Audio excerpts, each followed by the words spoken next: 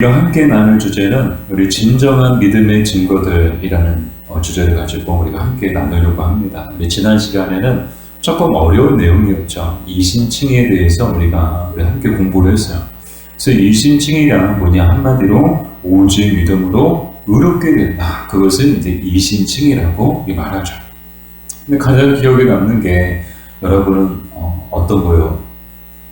셨는지 궁금한데, 저는 개인적으로 가장 기억에 남는 게요, 이 칭의와 관련해서 네 부류의 사람들이 있다는 그 말이 저는 가장 기억에 남더라고요. 그래서 이 칭의와 관련해서, 믿음에 관련해서 크게 네 종류의 사람들이 있다는 거예요. 첫 번째는 어떤 종류인가 하면 완전히 믿음 없는 사람들, 하나님을 모르고 우상 숭배하는 사람들이 있다는 거예요. 이 땅에는 크게 네 종류의 사람들이 있다는 거죠. 하나님을 모르는 사람들, 하나님을 믿지 않는 사람들, 믿음이 전혀 없는 사람들. 두 번째는 이름뿐인 그리스도인들.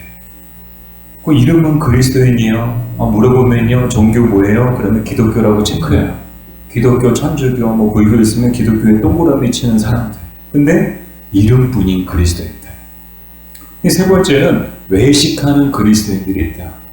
이제 이름뿐인 그리스도인에서 더 나아가서 이제는 외식하는, 그러니까 겉과 속이 다른 그리스도인들, 교회의 모습과 교회 밖에서의 모습이 전혀 다른 그리스도인들, 그런 사람들을 외식하는 그리스도인들이라고 얘기하죠.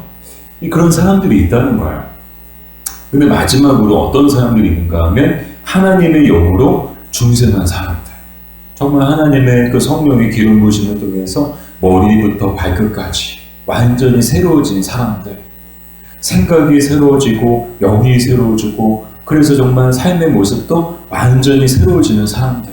예수 믿기 전까지는 하나님의 그 거룩하신 영이 기름 부어지기 전까지만 해도 정말 예수 믿지 않았던 사람들, 예수님과 무관하게 살았던 사람들이 정말 성령의 기름 부으심을 통해서 완전히 변화되어진 그런 삶을 사는 사람들. 이런 사람들이 있다는 거예요. 정말 그런 것 같아요. 이 땅에는 정말 네 종류의 사람들이 다 있는 것 같아요. 이 바라기는 저와 여러분은 네 번째 사람들 되기를 주님의 이름으로 축복합니다. 마지막 사람들, 정말 마지막 때에는 마지막의 사람들이 있어야 되는 거예요. 정말 마지막 때일수록 마지막의 사람들이 가득했으면 좋겠습니다. 근데 이 믿음이 어떤 믿음이냐? 한마디로 진정한 믿음이죠. 그 이름뿐인 그리스도인은 그게 진정한 믿음이라고 말할 수 있을까요? 아니죠. 외식하는 그리스도인의 겉과 속이 다른 사람들에게 그 사람의 믿음은 진정한 믿음이야 말할 수 있을까요? 말할 수 없어요. 어떤 사람이 진정한 믿음을 가진 사람이라고 말할 수 있을까요? 마지막 네 번째 사람들. 그 사람들이 진정한 믿음을 가진 사람들이죠. 자, 그러면 이 믿음을 가진 사람들, 진정한 믿음을 가진 사람들을 우리는 어떻게 알 수 있는가? 그 증거들을 통해서 우리는 알 수 있어요. 바꿔 얘기하면 오늘 우리의 믿음의 모습 속에 이 믿음의 증거들이 있느냐 없느냐에 따라서 오늘 정말 우리의 믿음이 진정한 믿음이냐 아니면 아직 진정하지 못한 믿음이냐를 우리는 나름대로 판단할 수 있는 이 기준이 되죠. 그래서 크게 네 가지 믿음의 증거들이 나오는데, 첫 번째, 진정한 믿음의 첫 번째 증거는 뭔가 하면 우리 같이 한번 읽어볼까요? 1번, 거룩한 삶을 추구하게 됩니다. 아멘. 우리 에베소서 1장 4절 말씀을 같이 읽어볼게요. 곧 창세전에 그리스도 안에서 우리를 택하사 우리로 사랑 안에서 그 앞에 거룩하고 흠이 없게 하시려고. 아멘. 자, 우리 본문을 잘 보세요. 에베소서 1장 4절을 보니까 언제 하나님이 우리를 택하셨어요? 창세 후에? 창세 전에? 창세 전부터 선택하셨다는 거예요. 창세 전부터 하나님이 우리를 택하셨는데 누구 안에서? 그리스도 안에서. 그리스도는 하나님의 유일하신 아들이신 줄 믿습니다. 또 그리스도는 또 누구예요? 우리의 죄를 대신해서 우리가 못 박혀야 될 십자가에 대신 못 박히심을 통해서 우리가 치러야 될 죄값을 대신 치러주신, 대신 지불해 주신 그리스도이신 줄 믿습니다. 그리스도 안에서 우리 택하셨대요. 근데 택하신 이유가 뭘까요? 뒷부분에 나오니까 우리로 사랑 안에서 그 앞에 거룩하고 흠이 없게 하시려고. 아멘. 즉, 이 하나님의 택하심과 또 하나님의 구원하심과 또 하나님의 부르심에는 분명한 목적이 있다는 거예요. 그 목적이 뭘까요? 그것은 바로 거룩함인 줄 믿습니다. 즉 거룩한 삶을 살게 하시기 위해서, 우리를 거룩하게 하시기 위해서 창세 전부터 우리를 택하셨다는 거예요. 근데 거룩함이란 뭐냐? 이 거룩함이란 뭐냐? 디도서 2장 11절과 12절이 이 거룩의 의미에 대해서 우리에게 잘 설명해 주고 있죠. 우리 디도서 2장 11절, 12절 같이 읽어볼게요. 모든 사람에게 구원을 주시는 하나님의 은혜가 나타나 우리를 양육하시되 경건하지 않은 것과 이 세상 정욕을 다 버리고 신중함과 의로움과 경건함으로 이 세상에 살고. 아멘. 자, 이 거룩함의 의미가 뭐냐? 첫 번째는요, 버리는 거예요. 자, 뭐라고요? 거룩함의 의미는 첫 번째 의미는 뭐라고요? 버리는 거예요. 이 버리는 건데 뭘 버리느냐? 바로 경건하지 않은 것과 이 세상 정욕을 버리는 거예요. 근데 이 경건하지 않은 것, 이 세상의 정욕이 뭐예요? 경건하지 않는 것, 그 말의 뜻은 뭔가 하면요, 불신앙적 요소를 이야기해요. 우리 삶 가운데, 또 우리 모습 가운데, 나의 삶 가운데, 나의 인생 가운데 불신앙적 요소가 있다면 그걸 버리는 게 바로 거룩이라는 거예요. 그리고 또 거룩함이란 뭐냐? 이 세상 정욕을 버리는 거예요. 이 세상의 정욕이 뭐예요? 하나같이 어둠을 사랑하고, 하나같이 돈을 사랑하고, 하나같이 이 세상에 있는 것들을 사랑하는 그런 것들이 다 이 세상 정욕이죠. 그것을 버리는 게 거룩이라는 거예요. 사랑하는 여러분, 저와 여러분은 정말 이 세상의 정욕과 또 경건하지 않은 것들을 버림을 통해서 거룩의 그 첫걸음을 내딛는 저와 여러분들 되기를 바랍니다. 거룩의 첫걸음은 뭐라고요? 버리는 거래요. 버리는 거. 자, 그러면 거룩의 두 번째 단계는 뭐냐 하면 신중함과 의로움과 경건함으로 이 세상에 사는 것이래요. 그게 거룩이래요.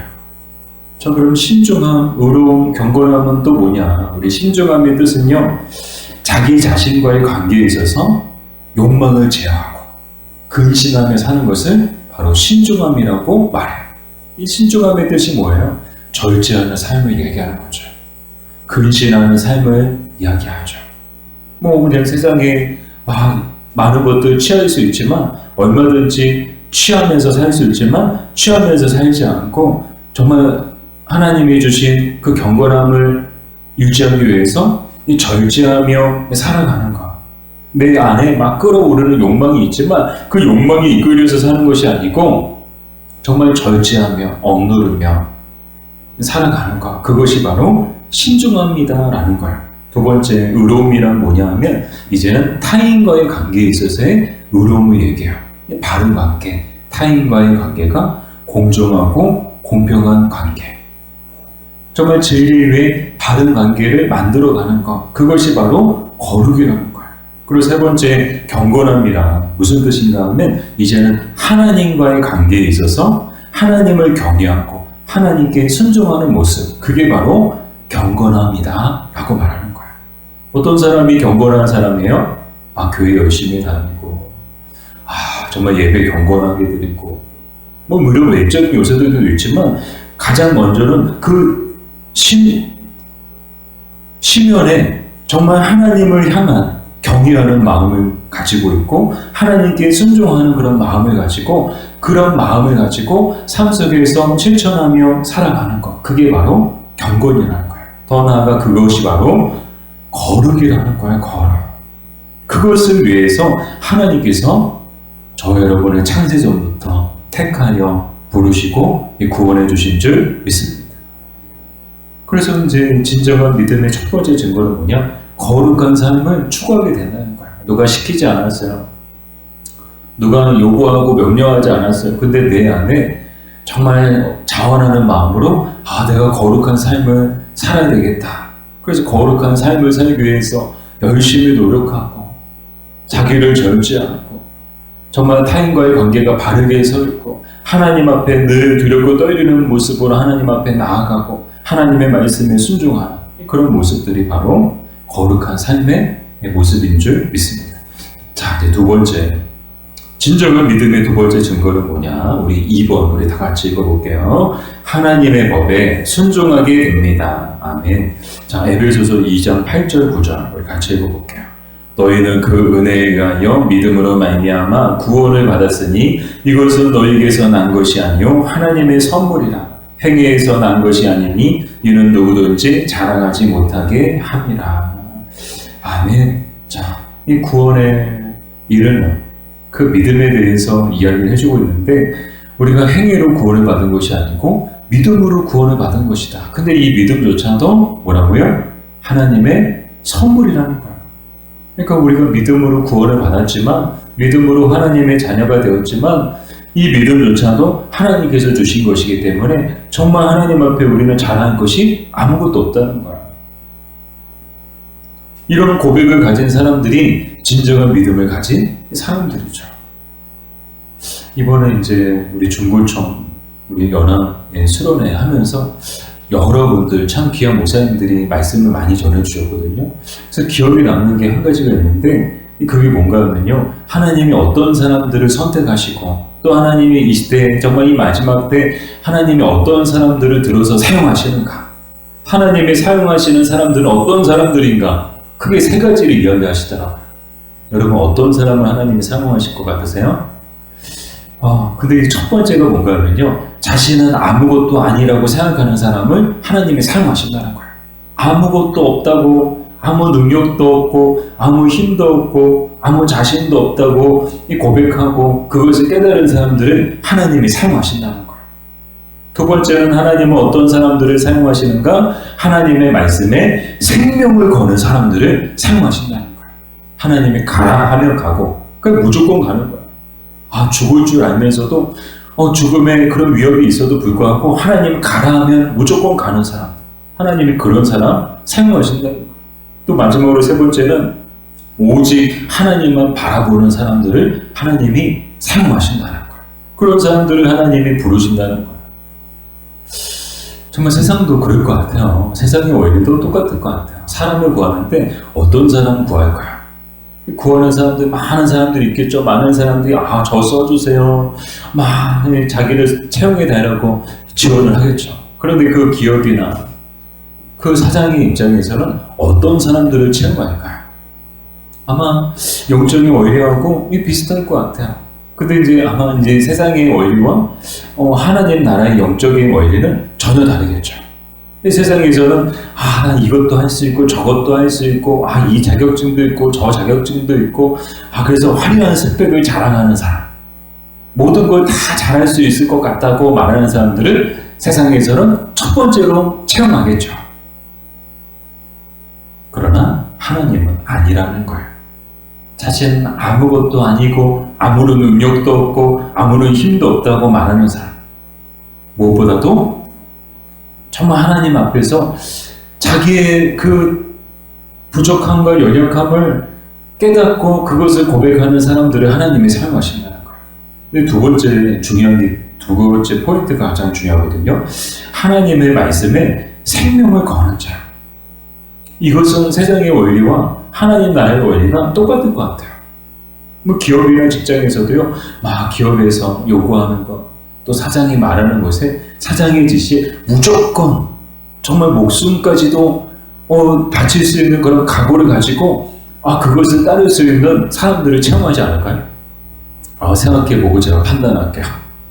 만약에 목숨을 거는 일이라면 저는 그날로 바로 사직서를 제출할게요.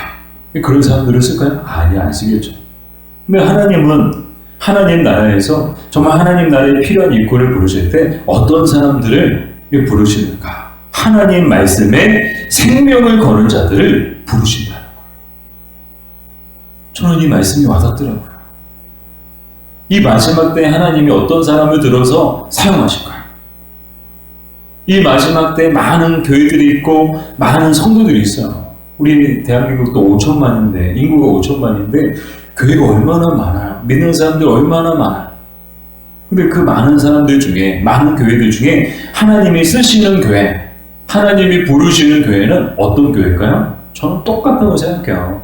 하나님 말씀에 생명을 거는 교회를, 하나님의 말씀에 목숨을 거는 성도들을 하나님이 택하여 부르시고 또 그 사람들을 이 마지막 때 하나님의 귀한 도구로 사용하실 줄 믿습니다. 바라기는 저와 여러분, 우리 교회가 그런 교회가 되었으면 좋겠어요. 하나님 말씀에 생명을 거는 교회가 되는 우리 교회가 되었으면 좋겠습니다. 정말 이 수요 예배에 나온 우리 사랑하는 성도님들도 정말 하나님의 말씀에 생명을 거는 우리 성도님들 되기를 주님의 이름으로 축복합니다. 정말 한번 걸어보자고요. 한번 걸어봤으면 좋겠어요. 오늘 말씀을 준비하면서도 제가 깨달은 게 뭔가 하면요, 말씀에 생명을 걸 때 말씀이 우리의 생명을 지켜주신다는 거예요. 다시 한번 말씀드릴게요. 말씀에 우리의 생명을 걸 때 그 말씀이 우리의 생명을 지켜주신다는 거예요. 이게 하늘의 원리더라고요. 영적 원리더라고요. 한번 걸어보세요. 그러면요, 말씀이 우리의 생명을 지켜주신 거예요. 우리의 인생을 말씀에 온전히 맡길 때 그 말씀이 우리의 인생을 책임져 주실 줄 믿습니다. 우리 가정을, 우리 교회를, 나의 경영하는 모든 것들을 말씀에 온전히 맡길 때 그 말씀이 우리의 가정을 지켜주시고 우리의 가정을 책임져 주시고 우리가 일하는 모든 것들을 책임져 주시고 우리의 인생의 모든 것들을 반드시 책임져 주실 줄 믿습니다. 우리 자녀도 마찬가지죠. 자녀들도 말씀에 맡길 때 우리의 자녀들의 정말 하나님의 말씀대로 양육하고 돌보고 기를 때 그 말씀이 정말 우리 아이들의 인생을, 우리 자녀들의 인생을 책임져 주실 줄 믿습니다. 지켜주실 줄 믿습니다. 그래서 이제 정말 진정한 믿음의 증거도 두 번째는 뭐냐 하면 바로 뭐냐? 하나님의 법에 순종하게 된다는 거야. 그래서 누가복음 17장 10절 우리 같이 읽어볼게요. 이와 같이 너희도 명령받은 것을 다 행한 후에 이르기를 의리는 무익한 종이라 우리가 하여야 할 일을 한 것뿐이라 할지니라. 아멘. 자, 명령을 받았어요. 그래서 다 행했어요. 명령받은 대로 다 행했어요. 그럼에도 불구하고 고백이 뭐예요? 우리가 했어요. 우리가 했어요. 내가 했어요. 그게 아니라는 거예요. 우리는 무익한 종이라 우리가 하여야 할 일을 한 것뿐이라 할지니라. 아멘. 우리는 무익한 종입니다. 했어요. 목숨을 걸었어요. 생명을 걸었어요. 인생을 걸었어요. 모든 걸 다 바쳐서 정말 말씀에 순종했어요. 말씀에 복종했어요. 말씀에 모든 걸 걸었어요. 그럼에도 불구하고 마지막에 고백하는 게 뭐예요? 우리는 무익한 종입니다. 우리는 해야 될 것을 한 것뿐입니다. 진정한 믿음을 가진 사람들은 정말 귀한 삶을 하나님 앞에 드리고도 많은 사람들 앞에 이렇게 고백할 수 있어야 된다는 거예요. 이렇게 고백하는 사람들이 진정한 믿음을 가진 사람들이다라는 거예요. 저희 여러분에게도 똑같은 믿음의 고백이 있기를 바랍니다. 정말 대단한 일을 이뤘어요. 정말 대단한 성공을 거두었어요. 정말 영적인 싸움에서 승리했어요. 참 대단하다. 많은 사람들 박수 칠 때 우리는 무익한 종입니다. 우리는 하여야 할 일을 한 것뿐입니다. 하나님이 하셨습니다. 주님이 일하셨습니다. 주님이 다 하신 겁니다. 주님이 영광 받으셔야 됩니다. 이 고백을 올릴 수 있는 우리가 되었으면 좋겠습니다. 자, 진정한 믿음의 세 번째 증거는 뭔가? 우리 3번 다 같이 읽어볼게요. 성령의 인도를 받게 됩니다. 아멘. 우리 창세기 24장 40절 우리 같이 읽어볼게요. 주인이 내게 이르되 내가 섬기는 여호와께서 그의 사자를 너와 함께 보내어 내게 평탄한 길을 주시리니 너는 내 족속 중 내 아버지 집에서 내 아들을 위하여 아내를 택할 것이니라. 아멘. 자, 어떤 내용인가 하면요, 아브라함이 아들을 장가 보내야 되는데 이 이삭을 장가 보내기 위해서 며느리감을 이 아버지가 구하기 위해서 이 종을 보낸 일이야. 종이 가서 이제 며느리감은 이제 주인의 지시대로 이제 며느리를 찾아서 와야 되는 거야. 종이 아들의 며느리를 찾아서 와야 되는데 정말 얼마나 막중한 사명을 받았어요. 근데 이 막중한 사명을 받은 가운데 그곳에 도착해서 가장 먼저 한 일이 뭔가 하면요, 기도한 거야. 사랑하는 여러분, 우리는 인생에 있어서 정말 하나님 앞에 늘 우선순위로 가장 먼저 해야 될 일은 이 기도하는 일인 줄 믿습니다. 막중한 사명을 받았어요. 이 막중한 사명을 받았을 때 이 사명을 감당할 수 있는 능력이 우리에게는 없어요. 우리 힘으로는 이 사명을 감당할 수가 없어요. 우리 힘으로는 하나님의 말씀에 순종할 수 없어요. 우리 힘으로는 이 악한 세상 속에서, 이 광야 같은 세상 속에서 살아갈 수가 없어요. 그래서 우리는 늘 기도해야 하는 줄 믿습니다. 자, 기도했어요. 순종하게 만나게 해달라고, 순조롭게 만나게 해달라고. 근데 놀라운 건 뭐예요? 정말 기도대로 된 줄로 믿습니다. 순조롭게 만나게 해주시는 거예요. 그래서 리브가를 만났죠. 그래서 이 리브가가 이삭의 아내가 되었죠. 기도하니까 어떤 은혜가 있는 거예요? 성령의 인도하심의 은혜가 임한 거예요. 진정한 믿음을 가진 사람들에게는 성령의 인도를 구하게 되고, 그 성령의 인도를 구하면 반드시 성령님께서 인도해 주시는 줄 믿습니다. 앞에서도 말씀을 들었잖아요. 말씀에 생명을 걸 때 그 말씀이 우리의 생명을 지켜주신다고. 성령의 인도함을 바라며 기도할 때 반드시 성령의 인도를 받게 될 줄로 믿습니다. 구하는 자에게 주시는 게 영의 공식이에요. 성경의 공식이에요. 구하는 자에게 주시고, 두드리는 자에게 문을 열어주시고, 찾는 이에게 그 찾는 것을 얻게 해주시는, 그것이 바로 하나님이 일하시는 방법이신 줄 믿습니다. 자, 그래서 이제 진정한 믿음을 가진 사람들은 성령의 인도를 받게 된다. 빌립보서 1장 6절 말씀 같이 읽어볼게요. 너희 안에서 착한 일을 시작하신 이가 그리스도 예수의 날까지 이루실 줄을 우리는 확신하노라. 아멘. 자, 우리 본문에 보니까 착한 일을 시작하셨대요. 이 착한 일의 뜻은 뭔가 하면요, 바로 구원이에요. 구원을 하나님이 우리 인생 가운데 시작하셨다는 거예요. 시작하신 분이 하나님이세요. 그걸 끝나게 하시는 분도 누굴까요? 끝나게 하시는 분도 하나님이세요. 시작도 하나님이시고 끝도 하나님이세요. 알파도 하나님이시고 오메가도 하나님이세요. 모든 일들을 하나님이 시작하셨고 하나님이 끝내시는 거예요. 이 말이 무슨 말인가 하면, 우리에게 우리의 하나님의 나라로 인도하시는 그 일을 시작하신 하나님이 끝까지 우리를 하나님의 나라로 인도해 주신다라는 거예요. 그러니까 우리 인생 가운데 보이지 않게 늘 성령의 인도하심이 있다는 거예요. 때로는 헤매고 때로는 방황할 때도 있어요. 그럼에도 불구하고 하나님은 어김없이 우리의 인생을 하나님의 그 목적지대로, 하나님의 그 뜻하신 곳으로 반드시 인도해 주시는 줄 믿습니다. 이번에 이제 수련회 장소가 한국공학대학교거든요. 여러분, 한국공학대학교가 어디 있는지 혹시 아세요? 장로님 아시네요. 저는 몰랐어요. 처음에 몰랐어요. 한국공학대학교가 어디 있는지 몰랐어요.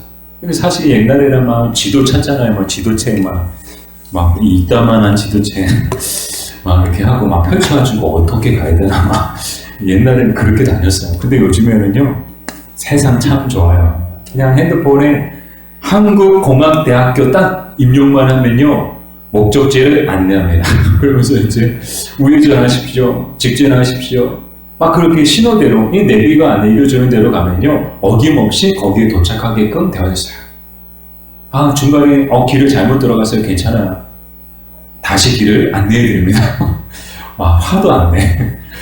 사람 같으면 거기서 막 이렇게 짜증내고 화낼 법도 한데, 내비는 정말 착해요. 정말 친절. 단 한 번도 화를 안 내요. 똑같은 실수를 거듭해도 삥삥 돌아도 단 한 번도 화를 안 내요. 친절하게 안내해줘요. 그래서 목적지에 결국에는 도착하게끔 도와주는 게 내비게이션이에요. 얼마나 감사하죠. 그래서 저는 한 번도 가보신 적도 없었고, 정말 태어나서 처음으로 한국공학대학교라는 곳을 가보게 되었어요. 여기 있었구나. 근처 지나다니면서 학교가 있는지도 몰랐어요. 오이도 지나가는 길이더라고요. 오이도 가는 길에 딱 보면요, 한국공학대학교라고 있더라고요. 이번에 알게 됐어요. 이 대학교가 멋진 캠퍼스가 여기 있었네. 그래서 정말 잘 내비 덕분에 헤매지 않고 잘 찾아갈 수 있었거든요. 우리 인생도 마찬가지야. 우리 인생도 때로는 방황하는 것 같고, 때로는 헤매는 것 같아도 하나님이 그 성령의 인도하심을 통해서 우리의 삶을 걸음걸음을 인도해 주시는 줄 믿습니다. 그래서 마지막 그 끝에 하나님 나라의 그 입구에 도착하게 해주실 줄 믿습니다. 정말 믿는 자들에게 하나님이 부어주시는 구원의 은혜가 바로 이런 것이죠. 이런 은혜가 저 여러분에게 반드시 임할 줄로 믿습니다. 마지막 진정한 믿음의 증거들 우리 4번 우리 같이 읽어볼게요. 믿음과 행위가 하나가 됩니다. 아멘. 야고보서 2장 14절 같이 읽어보겠습니다. 내 형제들아 만일 사람이 믿음이 있노라 하고 행함이 없으면 무슨 유익이 있으리요 그 믿음이 능히 자기를 구원하겠느냐. 아멘. 자, 믿음과 행함에 대해서 이야기가 나오는데 이 야고보서에서 이야기하고 있는 것은 행함이 없는 믿음은 죽은 것이다. 그 믿음이 있다면 행함이 있어야 되는 것이고 그 행함이 있는 믿음이야말로 정말 살아있는 믿음이고 진정한 믿음이다. 그래서 진정한 믿음의 그 네 번째 증거는 뭐냐 하면 행함이 있는 믿음이라는 거예요. 그 믿음만 있어요. 머리에 아는 건 많아요. 근데 행하지 않아요. 그거는 진정한 믿음이 아니라는 거예요. 근데 진정한 믿음을 가진 사람들은요, 아는 것과 믿는 것과 행하는 것, 아는 것과 믿는 것과 삶이 하나가 된다는 거예요. 바라기는 저 여러분에도 이런 믿음의 증거들이 있기를 바랍니다. 그래서 우리의 믿음이 죽은 믿음이 아니고 살아있는 믿음이 되기를 바랍니다. 살아있는 믿음만이 주님의 기쁨이 되는 거예요. 살아있는 믿음만이 주님이 영광 받으시는 믿음이고요. 살아있는 믿음만이 이 마지막 때에 주님이 찾으시는 믿음인 줄 믿습니다. 우리 에베소서 4장 13절 말씀을 마지막으로 우리 같이 읽어볼게요. 우리가 다 하나님의 아들을 믿는 것과 아는 일에 하나가 되어 온전한 사람을 이루어 그리스도의 장성한 분량이 충만한 데까지 이르리니. 아멘. 이 믿음의 진정한 믿음의 증거들을 갖고 있는 사람들, 그 사람들의 특징 중에 하나는 뭔가 하면 현실에 안주하지 않는다는 거예요. 이 정도면 좋사오니, 이 정도면 적당하지, 이 정도 믿음의 수준이면 적당하지, 나 정도면 괜찮지. 결코 그렇게 생각하지 않는다는 거예요.